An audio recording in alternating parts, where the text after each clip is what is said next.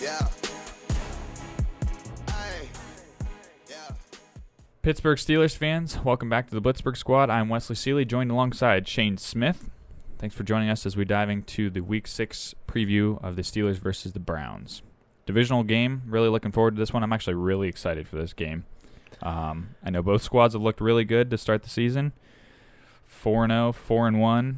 It's going to be a good one at Heinz Field, man. Yeah, absolutely. Our first divisional game for us, so that's a little later in the season than most of us probably want, because then that means it's kind of backloaded for us. But definitely, we're facing a Browns team that is way more of a contender than they've ever been. And they didn't change a whole lot of pieces from this year to last year, but their biggest difference is coaching. And I think their coach has been able to utilize and slow down the mistakes of Baker and utilizing Nick Chubb and Kareem Hunt a lot better. Overall, I'm just super excited to watch this game.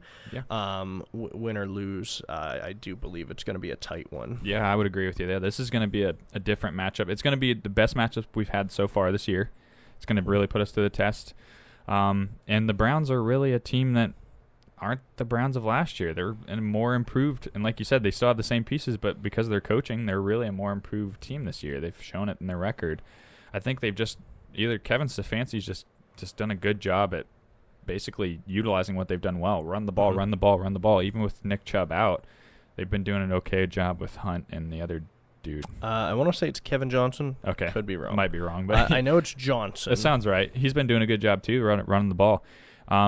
Baker's done a pretty stout job when they've asked him to do what he's needed to do. I will say he's struggled a bit in the fourth quarter. His numbers in the fourth quarter have really, really looked bad. So that's going to be something to keep an eye on too, because if they don't have the lead, or if they have the lead going into the fourth, like what's he going to look like, either holding on to the lead or trying to come back and gain the lead, because then they might get away from the run a little bit and switch a little more to the pass. So Right. Yeah, Baker's done well. It's still one of those where if I was a Browns fan, I'm still unsure if Baker's my guy long term.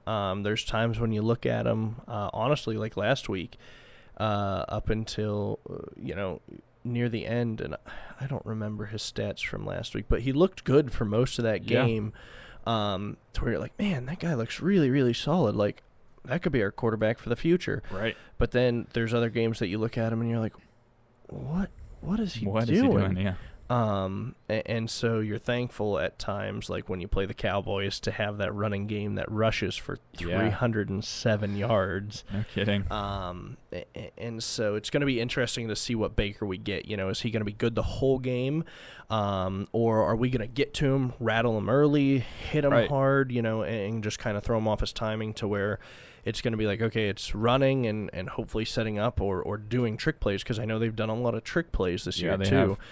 End arounds, Jarvis Landry throwing to Odell Beckham, Odell Beckham throwing to Jarvis Landry, so you don't know what you're going to get, which may even be leading to some of their success, because teams are just like, well, what the heck do we do? They got 3 quarterbacks on the field. Yeah, no, you're right. It'll be interesting to see if they pull out any of those gadget plays versus us, because that might throw us off. I think first and foremost we're going to try to stop their running game, because that's what they do the best. So I think if they try to just bottle up Kareem Hunt, try to get him stuffed early, and then try to make Baker make the throws and force, as long as we continue with the blitzes and the pressures, hopefully we can get him rattled and then force some inerrant throws. I think that'll help our defense. I think that'll help our secondary. And then just making them one-dimensional, I don't think Baker's made for that. I think he's made for run to open up the pass kind of deal. Right. And that's what they've done really well, and that's what Kevin Stefanski, I think, has figured out for their team and make them so successful, is because they've been able to run the ball really, really well, and then it's been opening up for trick plays, and it's made people load the box and then try to stop the run, but then they catch them off guard when they run gadget plays, or I've seen a lot of the times Baker will do a rollout, and sometimes it's even to the left side too, and then he'll turn his body and then just crank the ball down the field, and I wonder if that's because they get the play action going because of the run and everything. I don't know. It'd be something to keep our eyes out for because we'll want to try to contain that if we can. Yeah, almost like you want to spy on there, and I'd be interested to see because I don't think zone's the right thing to call. I know. I'd like to see us, maybe not even full man-to-man, but I'd like to see us play more man with maybe some help from time to time because you have Jarvis Landry, you have Austin Hooper, you have OBJ, you have Kareem Hunt, who's a great backfield receiver there. Mm-hmm. And so it's something where he's got a lot of those weapons to be able to play around with along with that running game. But you're right. I think it all starts with stopping the run, hitting the run early and often, yep, and not allowing the big plays. I don't want to see us in prevent all the time like we have been and have been getting burned on.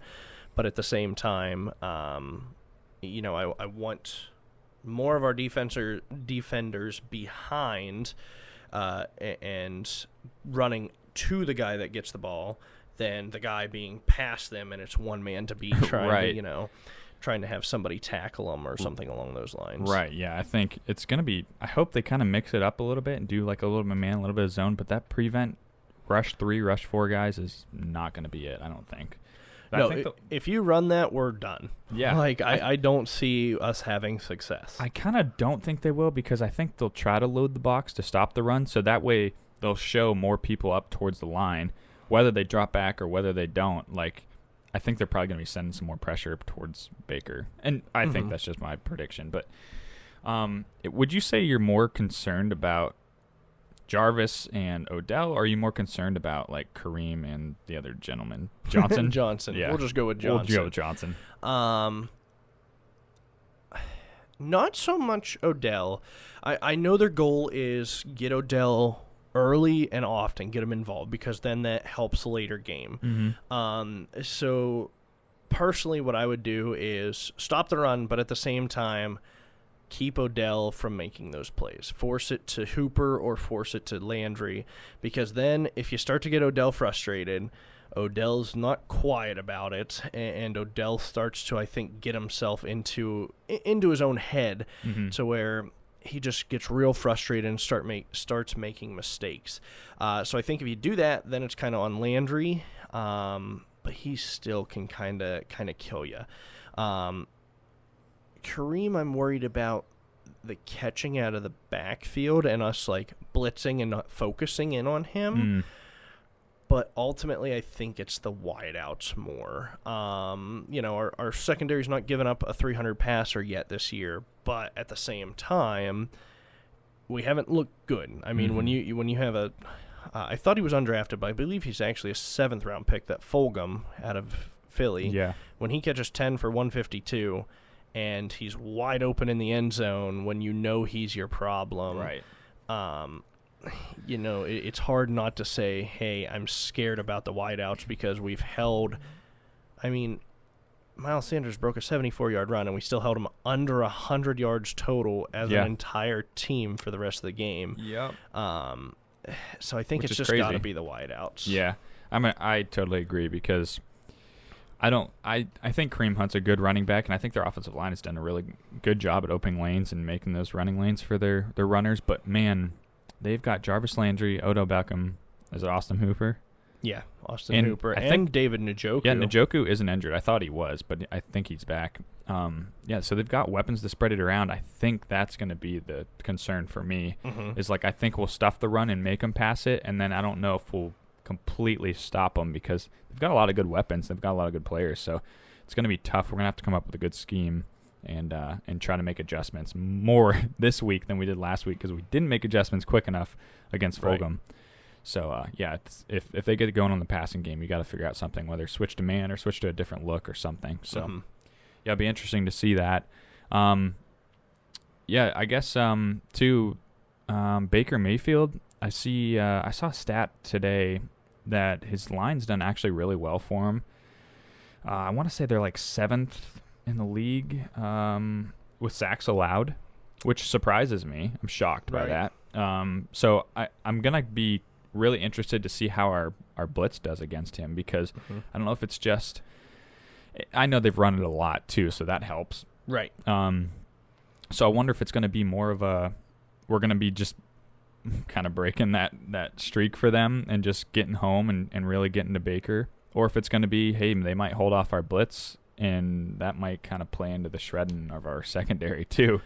Right. I don't know. How do Almost you see that like playing out? last game. It's going to be interesting, and this is kind of why I kept the injury report up. Yeah. So with their line, the right guard, Wyatt Teller, he's apparently been really, really solid. Yes. For some reason, I feel like his Pro Football Focus, he's the number one guard for both left and right guards. He might be.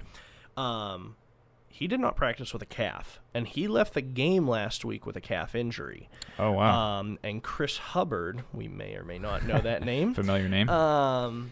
Took over as the right guard there, and I think he did okay. But, if you're going from number one in Pro Football Focus ranking to whatever, there's still going to be a step down. And then J.C. Treader, their center, he's limited with a knee. Whether that's something that's lingering and stuff, unfortunately, I don't know enough about the Browns. I don't keep track with them.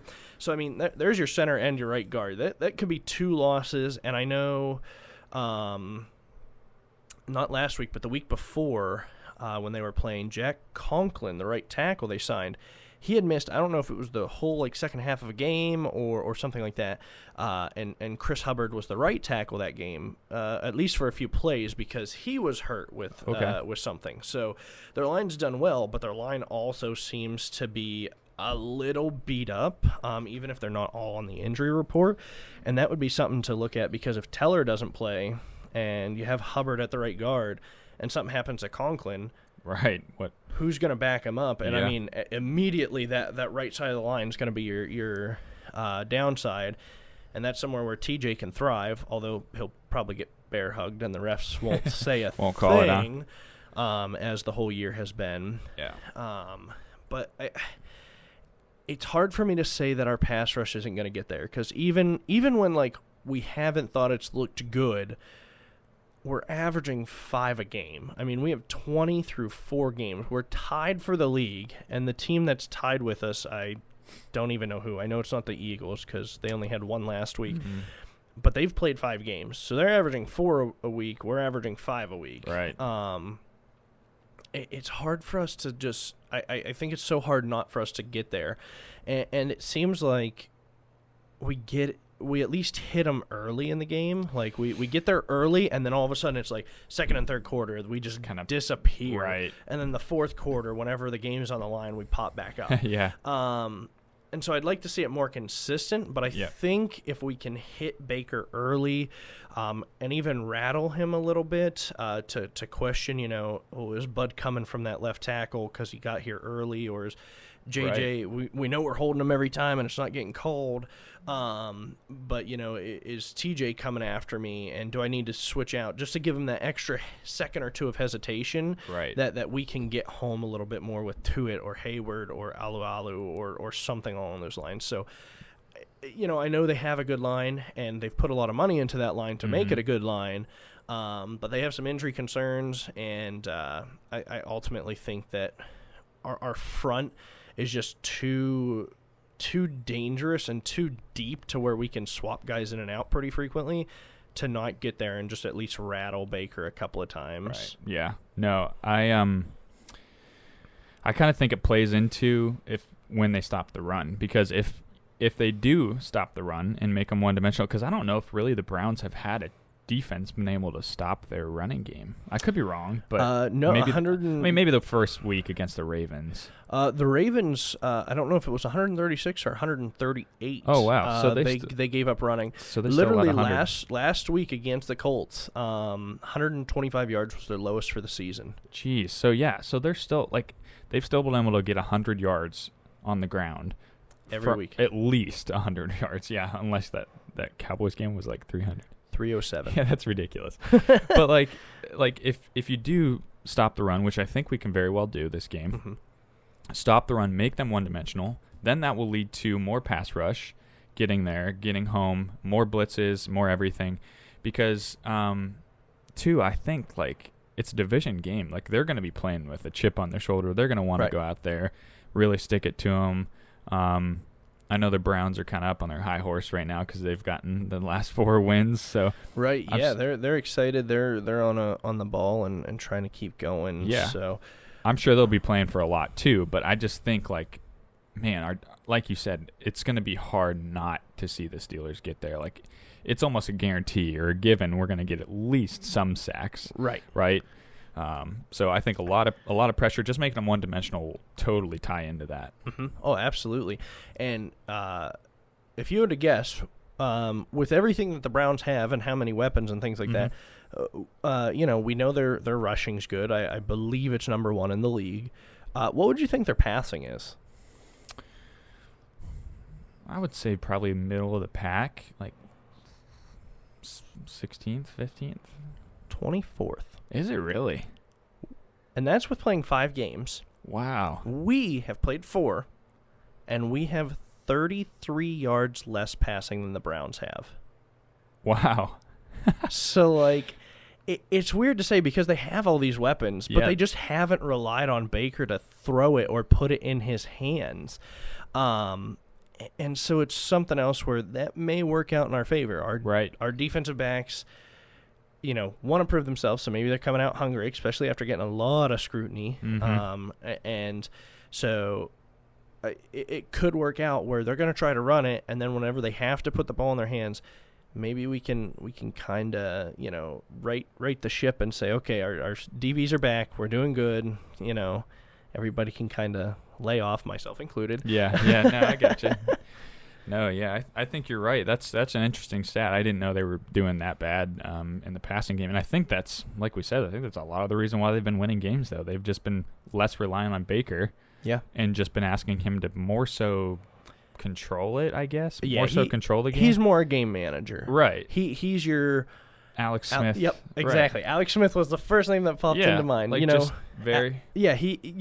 Alex Smith, when he was in his prime and didn't break his tibia, I don't know what he broke. Severe injury. Yeah, that left him out of football for 2 years. But I mean, he was a game manager. There was games when he could, throw 20 for 20 and, put up all these yards and throw for 3 or 4 touchdowns. But then there was games that he might only throw for 1 touchdown. Right. And he relied on everybody else on the team. And I feel that that's more Baker, for sure, or even Kirk Cousins. Right. We've seen good, we've seen bad Kirk Cousins, and it's because if he has to take over the game, he's not doing a good job at it. He's not making the right reads. He's feeling pressured. It's almost like too much for him to handle. Yeah. And so, I almost feel like that's Baker. Yeah. Baker needs to have something else in the front, and then that gives him more time. That gives him, more of a thought process, and it kind of helps him. So hopefully we get after him quite a bit. It takes the pressure off of him for sure. Yep, absolutely. I know we talked a lot about the offense after our recap of the Eagles game. We were really, really pleased with how they played. They looked great. They looked very efficient. They were really clicking on, seemed like all cylinders, basically the whole game. Do you kind of see it going the same way this game? Do you kind of see it taking a step back? I'm going to say that we keep the ball rolling. I don't know if we score 38 or if we have to score 38. I see us trying to stay balanced. And the Browns defense is a good defense. My thing for them is their linebackers. They got rid of Joe Schobert. I still don't think that was a good let go. I thought he was a staple piece in that center. They must not have, so that's fine. Yeah. And I mean, they have a good front four. They have Myles Garrett, who at one point was leading the league in sacks. I know he's up to 6 for the year. I don't know if he got another one, but I know he at least had 1 this past Sunday to put him up to 6. I want to say Aaron Donald, because he had 4 last week, kind of took over that. But Myles Garrett is on his, revenge tour, quote unquote. Denzel Ward is still solid. Their secondary, though, is their weak link, kind of like us. Greedy Williams has been out. I don't know if he's going to play this week or not. Let me reopen this. He's not on the injury report, so unless they threw him on IR, he may be back. But their linebacker, Tae Davis, T-A-E Davis, he was limited. Jordan Elliott, I know, has an ankle injury. He's full. Ronnie Harrison, their safety, did not practice. He has a concussion. Carl Joseph, their safety, has a hamstring, did not practice. Then defensive tackle Larry Ogunjobi, abdomen, he was limited. I know he didn't play last week. Their linebacker Jacob Phillips, their knee, did not practice. And then Oliver Vernon, groin, limited. I know it's only Wednesday's report, so more to come. Tomorrow and Friday are the big ones, but that's a lot of defensive players, especially when you're looking at safety Carl Joseph and safety Ronnie Harrison being out. Right. That kind of puts more on Sendejo. Yeah. And I don't know if you've watched Sendejo play. He's not looked great. Yeah, I don't think Sendejo's ever been really great, but no, he's been okay. Yeah, that's what I would consider him as. But he's not been good, and the Browns' biggest weakness is when you put a seam right down the middle of the field. They seem to spread that and kind of dare people to throw in the middle, and with your linebackers hurt and your safeties hurt, right, that's a good spot for Ebron to just shoot up, right, or dare I say, throw Chase Claypool right, down there. Throw him again. that same route. Yeah, man. I think that is a long list of injuries for those guys, especially on the defensive side. I know those guys, though, will be really, really pushing to play because they'll want to play this divisional game. So absolutely. It'll be interesting to see. Like you said, it is kind of still early in the week for practicing and reports, but that kind of might smooth itself out. But if it stays like that, man, they might have some serious weakness in that back end for their safeties, and that might be a serious problem. Yeah, and that would keep our offense ticking, I think. Yeah. That would be like, okay, they're without half of their starters. Right. Let's just take it to them. Let's pound on the points, and let's, for once, not give our Steeler fans a heart attack near the end of the game. Control the game, and I think if we're up by 3 scores, Baker's going to feel the pressure to have to throw it, and so our offense needs to come out fast, score points on the first drive for once, please. I know we've done 3 points one time this year. I want a touchdown on our first drive, and just put the pressure on immediately to Baker. I would almost say that if we won the coin toss, because we haven't lost a coin toss yet this year, we take the ball and we take it to him right out of the gate. Yeah. Yeah, I kind of think, to go back to an assessment of what we think the offense is going to look like, I almost kind of think the offense will stay clicking, and it'll hum along, but it won't, like you said, I don't think they'll score 38. I think they'll do close to it. But just speaking divisional game, Browns are going to play us like an even better defense than they are. And it's just going to be tough for us to score. It's going to be tough for us to get going. But I think they'll find a way. I think they kind of use a little bit of what they used against the Eagles last week. They'll see exactly what they did well, kind of use that, and maybe just kind of morph it to fit the game plan against the Browns. But, man, if they can do anything of what they did last week, I think we'll be happy. I think we'll be ecstatic for the game plan and how they look on the field because, man, like I said, they just consistently scored on possession after possession after possession. Two punts is great. Yeah. And another nice thing is Derek Watt is back to full practicing. So that's right. I did see that. He should be on track to play unless he has a setback. That'd be great. And that'll be great for a running game. Yep. Take some more time off, have that extra blocker for Connor. Yep. And, even though I think Vance kind of filled in a little bit as that fullback, Derek Watt's not no slouch either, where he's great on special teams, and he's also, he could kind of bounce it out of the backfield and catch one too, right. Unexpectedly. So it's something where I think things are just looking up when you compare the Browns' defense to our offense. Yep. Even though we have some injuries on our offensive line, just like the Browns do. Yeah. Pouncey and DeCastro are two big concerns. I've heard that Pouncey is more likely to play, and they're still kind of evaluating DeCastro. I know it's his abs, but we don't know the severity of it. Right. But Dotson's come in and played well. Dotson's played great, man. Just talking about that. Yeah, Dotson's played great. Filer, really, for the majority of the part, I think, has done pretty well. But, yeah, man, Dotson, such a surprise. Come in rookie year. Yeah, rookie. And, I mean, he's just piling it on. And he had a penalty last week. Yeah, one holding penalty. But no, Okafor had the holding. He had the illegal man downfield. Oh, did he? Yeah, which was crap. It was horrible. So he had the illegal man downfield whenever, I don't know if it was a first down or a touchdown or something along those lines that got called back. It was because they went to pass protect. he had nobody to block, so he just stayed where he was. The offensive line then went back. He was on the line of scrimmage, and you're allowed to go 1 yard past the line of scrimmage. He was on the line of scrimmage, but because the offensive line was 3 yards back, they called him for illegal mandow. It made it look worse. Yeah. And it was like, oh, my gosh. The refs were horrible last week. Yeah. And so, I mean, he's got 1 penalty on him for that, and then Okafor had the hold, but, it was our first one of the year as well. But, right. I mean, for that, whatever, that call could really go either way. Mm-hmm. For even just having a 1 flag or 1 penalty game, we'll take that. I mean, yeah.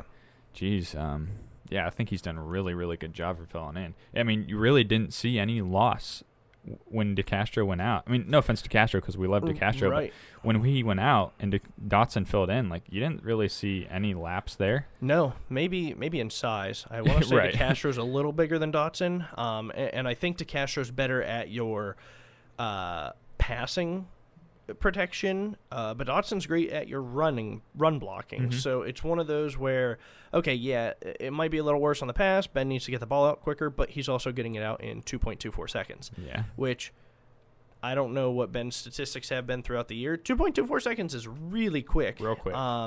That's 3rd quickest in the league. Yeah. If you would have ever said that about Ben 6-7 years ago, Gosh, it would probably been like 8 seconds. yeah, you would have never thought that Ben could have went from what he was then to 2.24. Yeah. That's absolutely great. So you don't have to rely on that rookie or Okafor or Villanueva to hold that block for 4 or 5 seconds. Mm-hmm. It's literally catch it, throw it. Yeah. And it's working out well. And then when it comes to the run, okay, Dotson's just going to blow this guy out of the way, and that's fine. I have no issue with it. Yeah. So. Oh, yeah. That is crazy. I didn't know about that, about his release time. That is awesome. Mm-hmm.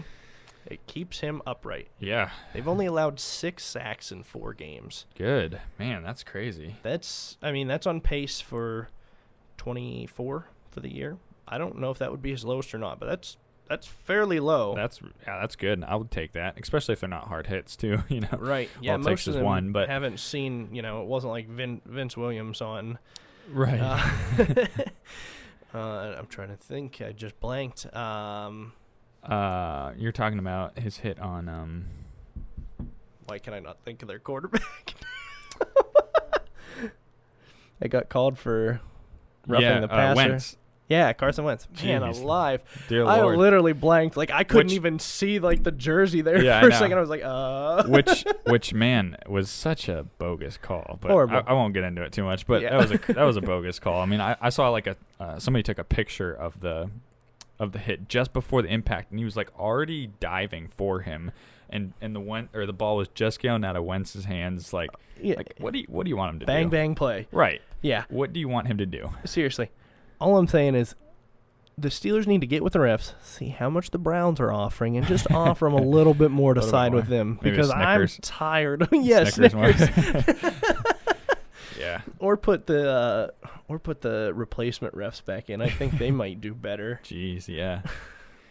Yeah, no kidding. One more thing on the offense that I'd kind of like to see this game, which would be actually sweet this game, is to connect more on the deep balls. Because, man, it's not like Ben doesn't have the arm strength. He actually has awesome arm strength. There's been no disadvantage or no lapse there in his arm strength. It's been great. But, man, he's just been overshooting his guys. I don't think he's been connecting on very many deep balls. So it'd be nice to connect with some of those. Yeah, it would be great to connect with some of those. And I think almost Ben, still is trying to figure out, what his arm strength is. Because apparently it's kind of come out that, Ben kind of did damage to his elbow years and years ago and just never did anything. Been lingering, yeah. And then finally last year it finally just snapped. Yeah. So now it's kind of okay, I'm 38. I shouldn't be able to throw it as well as I am, and now I'm bombing it. Yeah. Kind of like I did when I was 24, and so he's just not used to it. So I think it'll eventually get there. I think they need to take more deep shots at practice. Yeah. Maybe during scrimmages or something like that. I don't know if you're allowed to. I know the NFL changes up rules all the time when it comes to practices. But if you're allowed to scrimmage or something like that, take 4 or 5 deep balls a practice just to try to connect with it and get your own arm strength. Get a gauge on your own arm strength and what to do. Yeah, it's right. it's not like I'm faulting what we're doing because what we're doing is working. Right. But when he does try the deep shots, and he has tried them, I've seen some comments of people saying that, he hasn't really tried deep shots and blah, blah, blah. I've seen them. Right. They just haven't connected really. Other than the Chase Claypool one, like, you really haven't seen too many connect. You might have got some PI on some, so that makes up for it a little bit. Right. But, like, man, it'd be nice to connect because don't change the game plan, but when you do try it, man, it'd be sweet to get some of those. And I'd like to know what people consider a deep ball because Chase's last catch was considered a 35-yard touchdown, but I'd say that the ball probably in the air 20 to 25 yards. Yeah. And I know Chase's first receiving touchdown, maybe his second one, was 32 yards. And I feel like it was probably about 20 yards as well, and then he ran the other 12 in. Right. So, I mean, I would kind of think like 40 plus, maybe. Okay. Because, I mean, I'm just thinking because if like 30, 35 even, like, might be considered, but even that's a little bit intermediate. It's weird because the game's evolved so much in the time that Ben's been in the league. Because back in 2004, people probably would have said, like, oh, well, a 25-yard connection's a deep pass. And now it's like, okay, we have Mahomes who's connecting with Tyreek Hill and all these people all the time for 55 yards every throw. And so it's like, well, now that's the deep ball, 50 yards. And it's like, well, some of these quarterbacks can't throw 50 yards. Like, give us a break. No kidding. Yeah. I don't know. I would say maybe like 40 plus, but I don't know. I guess that's kind of debatable. I don't know if – I mean, the big one to Claypool, but for 84, but I don't even know if that was 40 yards in the air or where he caught it and then ran it. I think it's got to be. Well – because he ran. I mean, it was running. He launched that thing, though, man. It was a good throw. It was a money throw. That thing was right in stride. That was a good throw. Mm-hmm. I don't know. I think it was more than 40, but I could be wrong. I don't know. That was a good-looking throw, but, yeah, it'd be nice to kind of see some more of those connect. That would be sweet this game. Yeah. You have a bold prediction for the game?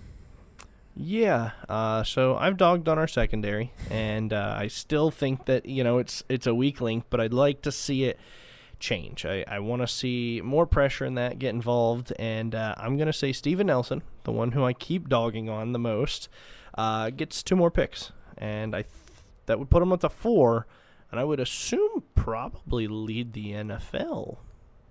I don't know what the league leader is right now, but 4 is pretty good 5 weeks in. Yeah, I would say. So, well, technically 6 weeks, but 5 games 2 last game and 2 this game. That would be one heck of a streak there. Yeah. I'm going to go defense as well. Man, I'm kind of torn. I have 2 bold predictions, but maybe I'll stick with one. I think Minka's finally going to get a splash play. I'll leave it at splash play. I was going to say pick, but I'm going to leave it at splash play. So I'll say, either forcing a fumble, recovering a fumble, tipping a ball to get a pick, or getting a pick. And I think he's finally going to show a splash play. And I think, man, I will say, just real quick, because I know I mentioned this to you, a lot of people have dogged on Minka for, where's the splash plays? Where's his coverage skills? Where's Minka been? It's like, just pump the brakes a little bit. Like, Minka did great for us last year. Would he end up with 5 picks? I think so. I don't know how many fumble recoveries, 2 or 3? At least. Had a couple returned to the house. Right. So, and that, comparing last year to this year, I mean, that's really hard for a player of his position to replicate. Mm-hmm. Like, nobody in the secondary has a year just like that, back-to-back seasons. I mean, if you do, then... Right. I mean, kudos to you, but it's tough to do. Troy Polamalu, Ed Reed, things like that. Right. And Minka may morph into that, but the league itself has changed too. Right. To where, like, if you start making plays, like Troy or like Ed back in the day used to, they will completely avoid your side of the field, and you got to run sideline to sideline. You've got a lot more talented passers. You've got a lot more talented offensive coordinators now, I think, more creative offensive coordinators. I think it's a lot tougher now. Like, kudos to Troy and Ed. Those guys are Hall of Famers for sure. Right. Like, man, I think it's too tough to judge now because he's just been in our system a year now. Mm-hmm. Like, now. So it's like, man, it's like you can't dog on him too much. I think it's just been the high expectations for him because of last year. Right. And then going into this year, it's just been a little bit unrealistic, I think. Mm-hmm. I think he'll show up. It's just it's not going to be like last year. Every game, it almost seemed like he was making some kind of play. But yeah, so that's my little rant. But you got a score prediction for the game? Yes. I'm going to say that the Steelers win it. I was kind of back and forth because I know we're going to lose one eventually. But being at Heinz Field, having as much as I'd love to see that, I don't know if that's going to happen. Right. And so it's still at Heinz Field. We have some fans. I know they're allowing 5,500. Apparently about 45 had showed up last game. Oh, did they? About 1,000 were. Which, by the way, real quick, did you know they didn't play Renegade last week? I had wondered. I didn't hear it. I didn't thought either. It would have been a perfect time to at least try and play it. You get your fans back. You'd think you'd want to play it. Just especially when it was close in the fourth. Right. Yeah. I don't know. I don't know either. Sorry to cut you off. No. And so I think the Steelers win this 27-24. 27-24. Yeah, it's going to be a close one. I think mine's 34-27. Okay. I think it's going to be a tight game. I think we're going to pull through and win it. But, yeah, I think it's going to be interesting because I think it's going to come down to a defensive stand. I think ball's going to be in Baker's hands last drive to make something happen, and we're going to shut him down. So. And I could see it going both. I could see it being close, or I could see it becoming a blowout. I think it really depends. Like if our defense starts out strong, starts getting pressure on Baker, and our offense continues right where it left off, and say goes up 21-3, right? That just adds way more pressure onto Baker. That puts their whole offense at one-dimensional, and that completely changes what they do, and I think we could just run away with it at that point, and we need to run away with it at that point. And don't let off the gas. But I just... keep it rolling. There's too many question marks, offensive, defensive, with injuries and with schemes and things like that, to know that I think it's going to ultimately stay close, especially since it's divisional. I agree. Yep. I agree. It's going to be a good game either way, man. I think it could go either way. I'm ultimately going to stake the Steelers, but, yeah, it's going to be a close game, and it could go either way because it's a divisional game, man. AFC North. Yeah. It's going to be a battle. I better get it on my phone because I'm going to be out camping this weekend. Oh, so yeah. No TV, not going to be at home, so I better be able to watch it on my phone or I may cry. You'll be asking me to FaceTime you. Yeah. All right. Well, I think that's about it. You got anything else to add, man? No. Just thanks for watching. If you're on YouTube, like, subscribe, comment. Oh, actually, yeah, there is something I want to add. Speaking of the comment, just for even reviews or previews or anything like that, if people ever want to comment or ask, have one of their questions put on for us to answer in our opinions, throw it on there and we'll give our honest feedback on it, how we feel. And comment your score predictions down below too, because we'd like to hear those. I'm interested, even for some Browns fans too, because I know we have those out there. yeah, we have some Browns fans that we know, so hopefully they listen just because they like us, and especially since it's Steeler Browns, and hopefully we can kind of dog on them a little bit. Hopefully. Hopefully we're not on the other end of it. Yeah, it's worse being on the other end. That's right. All right, well, thanks for everybody tuning in. Until then, go Steelers. Go Steelers.